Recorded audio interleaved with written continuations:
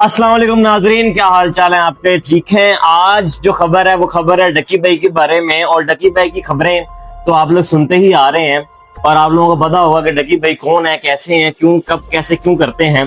तो डकी भाई की जो आज इंपॉर्टेंट न्यूज है कि वो जेल से रिहा हुए या नहीं हुए, या उनका 20 दिन का या 28 दिन का रिमांड आ चुका है। तो उसके ऊपर डिफरेंट खबरों को हम हकीकत की तरफ लेके जाते हुए बता देते हैं कि आज डकी भाई की जो कोर्ट में पेशी थी वो हो चुकी है और उनका जो 14 दिन का रिमांड था, जो फिजिकल रिमांड था, वो पुलिस की तरफ से, कोर्ट की तरफ से खत्म हो चुका है। अब जिन लोगों को नहीं पता ये केस क्या था, ये क्या नहीं था, थोड़ा सा आपको इंट्रो बता देता हूँ कि डकी भाई बेसिकली एक यूट्यूबर है और एक ऐप है बाइनोमो जो कि जुए को प्रमोट करती है, गैम्बलिंग को, जुए को प्रमोट करती है।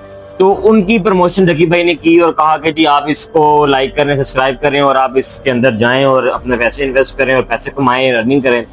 तो खैर उसकी बेस पर डकी भाई को एयरपोर्ट से उठाया गया कुछ दिनों पहले, मीन्स के 15-20 दिन 25 दिन हो चुके हैं इस बात को, और कहा गया कि ये भाग रहे थे और इनको भागते हुए हमने पकड़ लिया। उसके बाद कई खबरें सामने आई और उसके बाद पता लगा कि डकी भाई के हमने $26,000 एक वॉलेट से रिकवर कर लिए और तकरीबन 3-4 करोड़ रुपए के अमाउंट धर्म जो है ना वो NCCIA ने रिकवर कर लिए।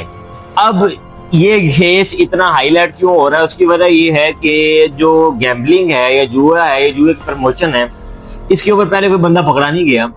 तो इस वजह से डकी भाई पहले बंदे पकड़े गए, इसलिए ये बड़े हाईलाइटेड है। हालांकि मेरे ख्याल से पकड़ा अगर जाना चाहिए था किसी को जिसको हक बनता था पकड़े जाने का, वो अनस अली था।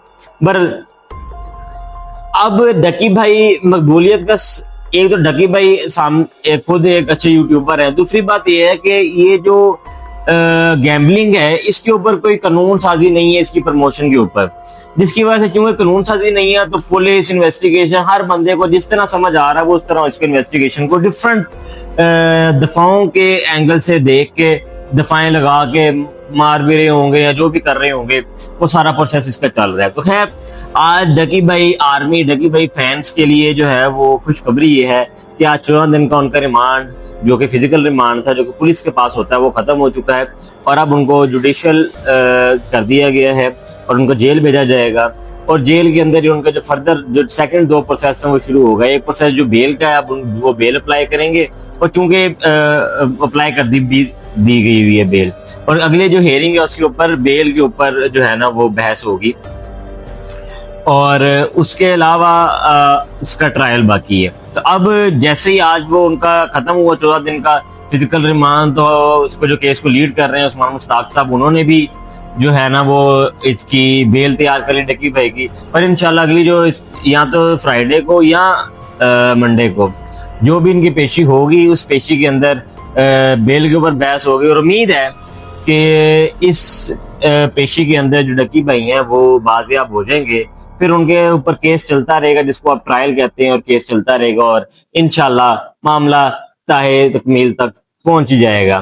तो ये छोटा सा काम हुआ डकी भाई के साथ और अब डकी भाई के बुरे दिन जो है वो गुजर गए हैं, अब अच्छे दिन आने वाले हैं। लेकिन मेरा ऐसा ख्याल है कि जितना डकी भाई के साथ जो कुछ हुआ, इतना उस बंदे का कसूर नहीं था। कसूर बिल्कुल था लेकिन इतना नहीं था जितना उसके साथ हुआ।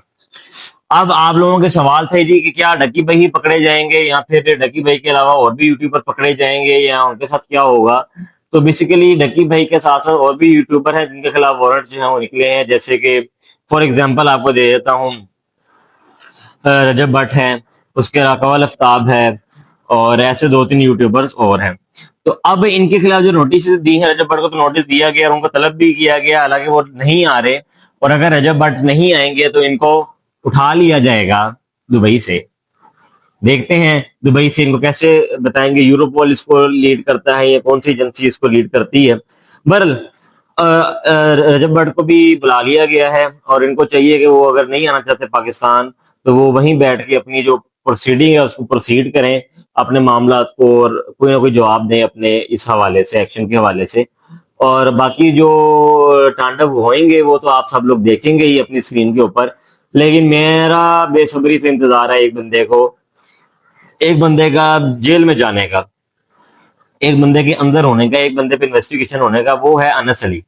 उसकी वजह ये है कि अनस अली मेरा कोई ना पैसे लेके भागा ना उसने मेरे साथ कुछ किया है, क्योंकि Anas Ali is the major की। अनस अली वो बंदा है जिसने हमारी 90% आवाम को बर्बाद किया हुआ है, हमारी 90% आबाद को अपनी फेक, अपनी किराए की जी वैगन, और आपको बताऊं जी वैगन भी वो किराए की जेन्युइन नहीं है, आपको वीडियोस में जेन्युइन लगती है, वो है आपकी रेप्लिका। अब जिन लोगों को रेप्लिका नहीं पता, आपको बताया तो रेप्लिका कहते हैं फर्स्ट कॉपी को।